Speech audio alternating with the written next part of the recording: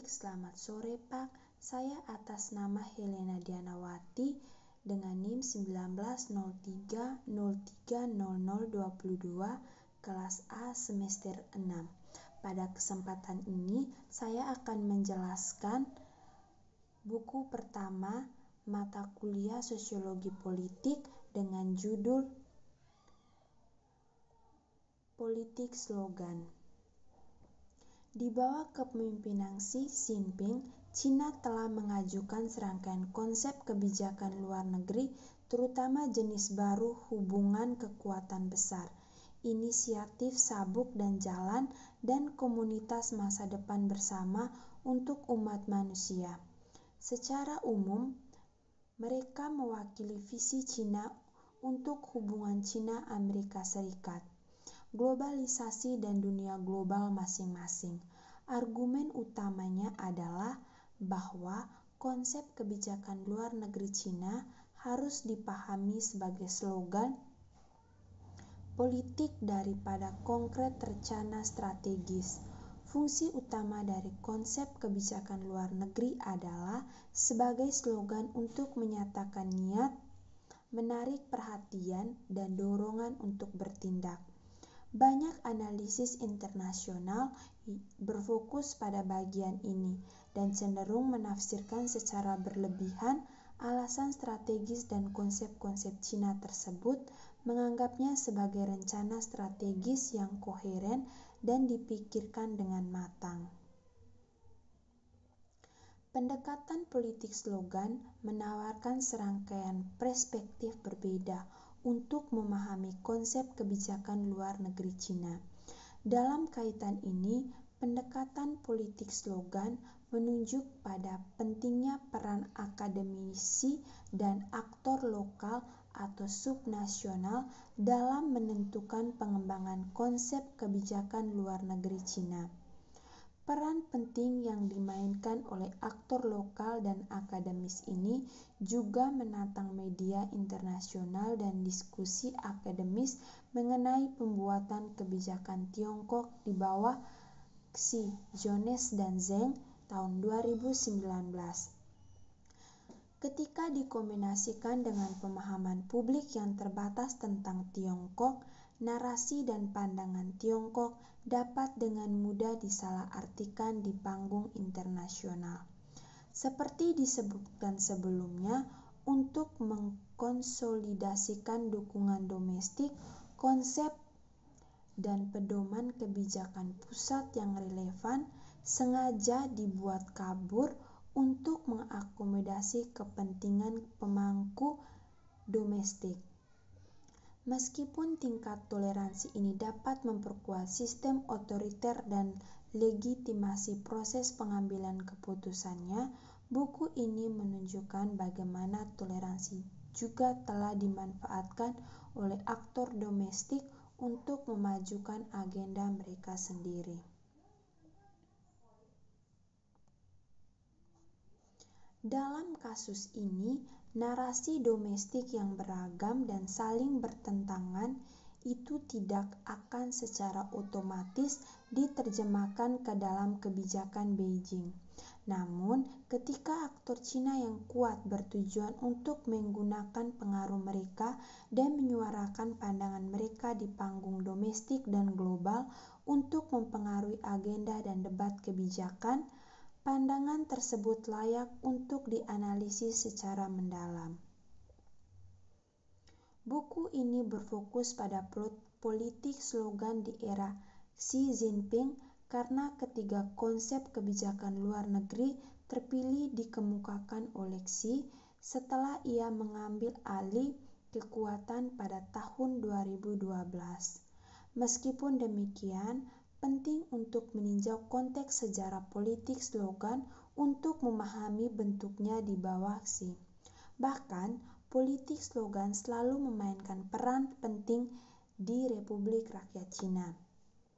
Slogan politik yang relevan dapat ditelusuri kembali ke awal era Mao Zedong. Rata-rata orang diharapkan untuk mengulangi slogan-slogan tersebut secara teratur sebagai ukuran kebenaran politik.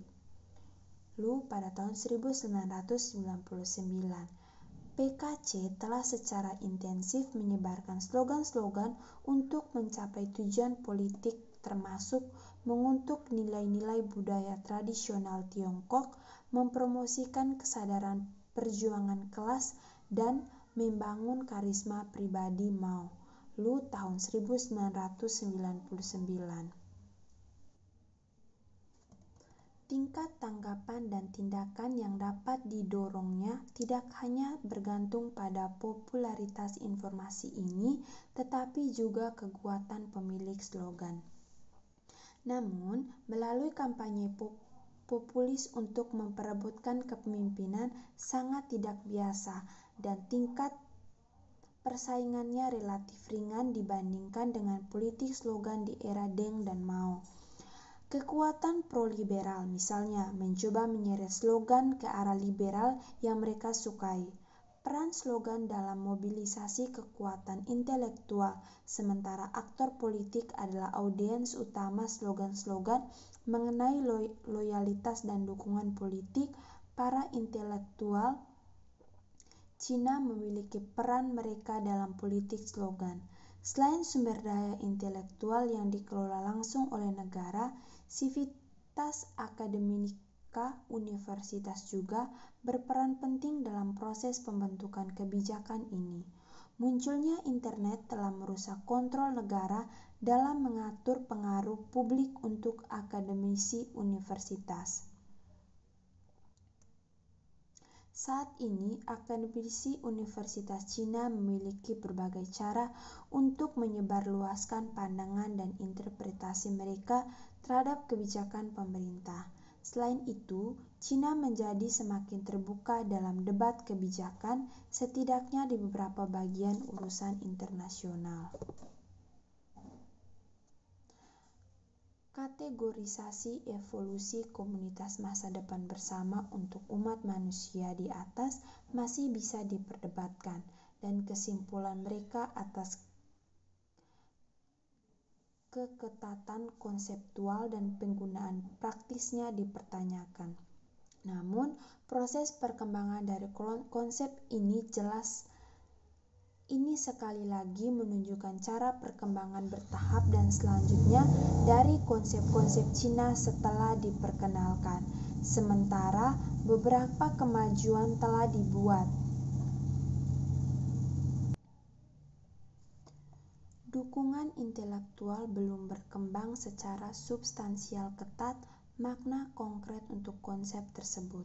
Dengan mengakomodasikan kepentingan pemaku internasional utama, pembukaan ini dapat membantu mengamankan dukungan mereka dan dengan demikian menerjemahkannya ke dalam kemenangan propaganda domestik.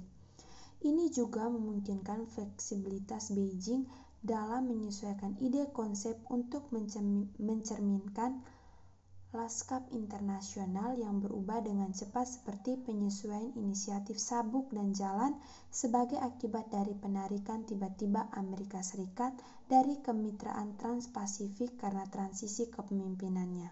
Namun, mengadakan kemeriahan besar untuk memperkenalkan konsep yang belum matang berarti mempertaruhkan keberhasilannya, memberikan tekanan besar pada tahap selanjutnya untuk mengembangkannya. Jika mereka gagal menyampaikan ide logis yang ketat yang mempengaruhi harapan, itu tidak baik untuk reputasi Cina dan pimpinan puncak.